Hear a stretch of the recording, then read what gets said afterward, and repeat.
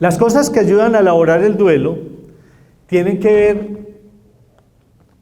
fundamentalmente en que nosotros tenemos que entender que tenemos derecho, oiga, derecho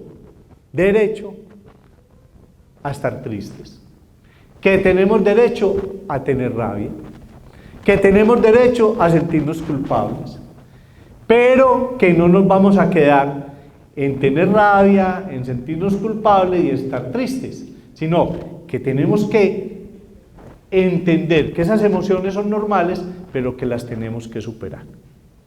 Pero no podemos creernos el cuento de que es que qué pena que me vean llorando, ¿sí? Qué pena que me vean llorando. O algunos que dicen, no, qué pena que no me vean llorando. No, cada uno expresa también sus emociones llorando o no llorando, ¿sí? Vea, Medellín es un pueblo pavimentado, pero yo nací en un pueblo muy chiquito. Y les voy a contar una historia. Cuando mi padre se murió, que es el ser que yo más quería, no fui capaz de llorar, ¿sí?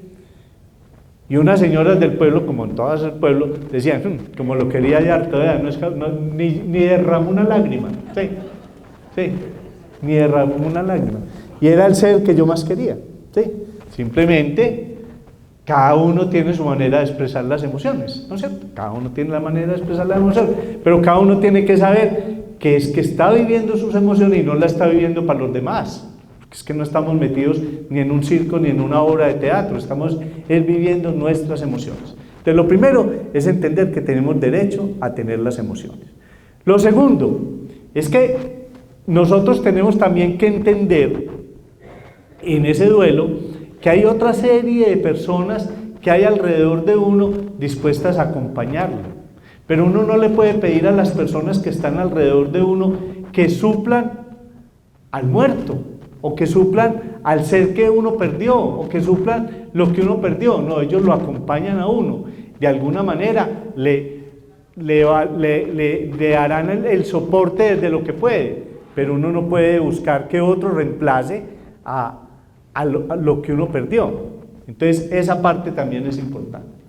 Lo otro es que tenemos que entender que la vida continúa y que de esa pérdida que nosotros tenemos que sacar algo positivo. Yo siempre he dicho que Colombia tiene dos grandes filósofos. Un gran amigo mío, a quien quiero mucho, que se llama Martín Emilio Cochise Rodríguez, que dijo que en Colombia la gente moría más de envidia que de cáncer. Eso es muy profundo, ¿no? Una reflexión filosófica profunda, ¿sí? Y el otro es el doctor Maturana, ¿no?, que dice que perder es ganar un poco. Esa es bien profunda también. ¿Eso qué quiere decir? Que de cada pérdida que uno tiene en la vida, tiene que aprender para poder levantarse con la fortaleza necesaria para seguir viviendo.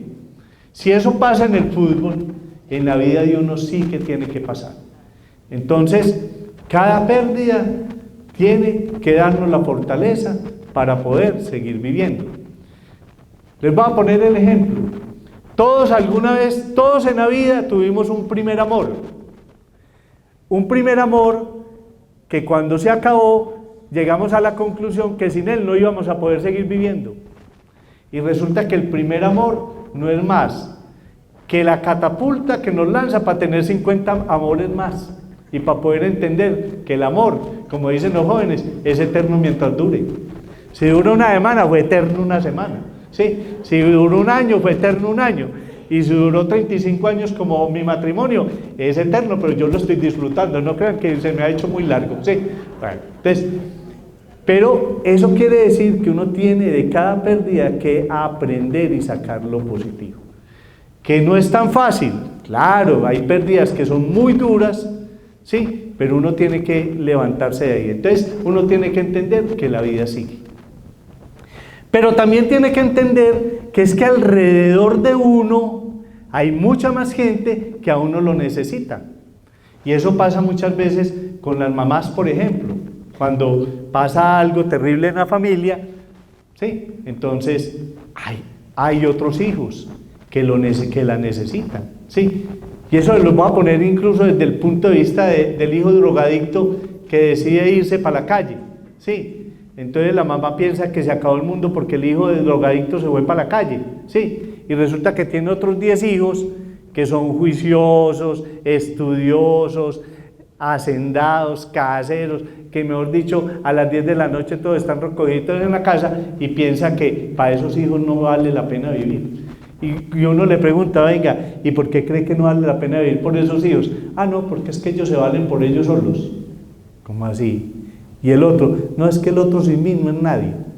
Pero es que los otros hijos la necesitan también. Entonces, es a entender que hay alrededor de uno otras muchas personas que lo necesitan a uno.